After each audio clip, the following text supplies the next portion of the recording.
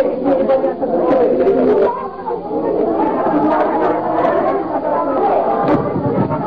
Ito, ayaw nyo ko pakinggan eh. Hindi nyo hindi. Kasi hindi nyo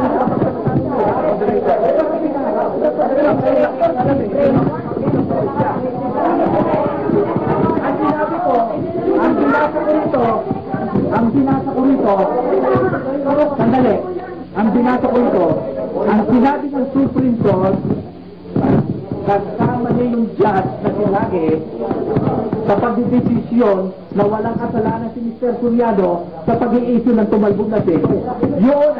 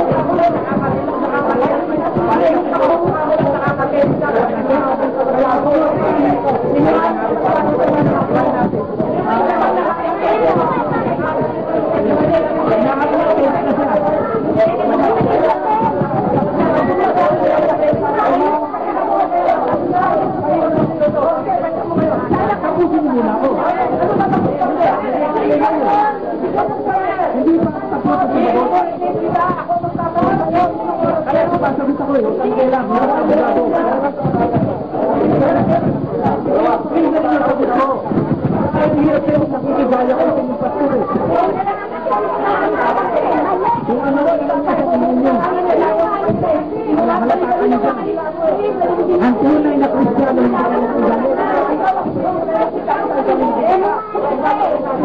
pakinggan niyo sagot ko para maintindihan niyo. Ayaw niyo pakinggan eh. Makinig kayo. Makinig kayo sa sagot ko. Hindi ko kailanman hindi ko nakakapahan sa Kristiyano ng istapa. Yan ang ipakakalaro. Ayaw niyo pakinggan eh.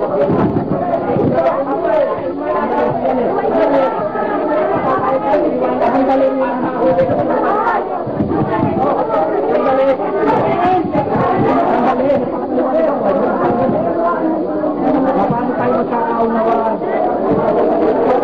Ayaw na kung pakinggan.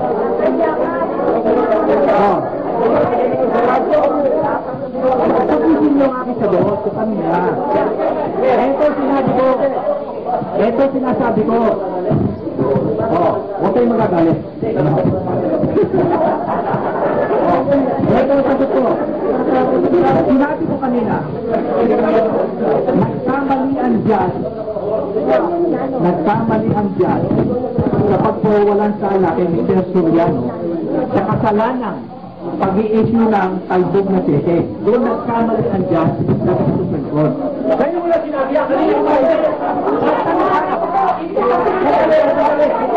hindi mo bakit papayan mo lang inutuloy mo sakit ko eh. Tapos, pagkatapos ko sabihin yun, ang sumunod sa tanong ni Mr. Soriano, may nabasa ka bang istapa niya? At sabi ko meron. Pero hindi ko sino ko siyang istapa.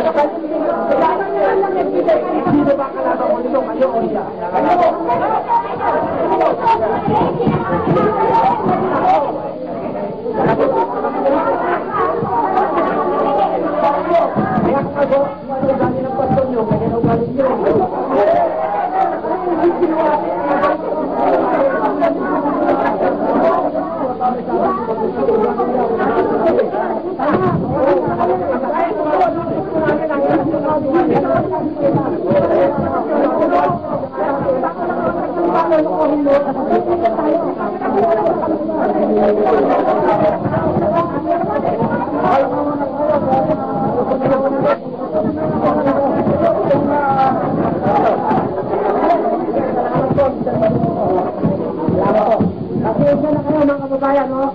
Ito kasi nangyayari, kung sirain, nalolo ko talaga eh. Yung basahin niya, hindi niya binasa yung tamang basa. Pinagputol-putol niya, pinalilitan niya, tapador ako eh. Pinagputol niya, makita na lang tayo sa konten, sirain.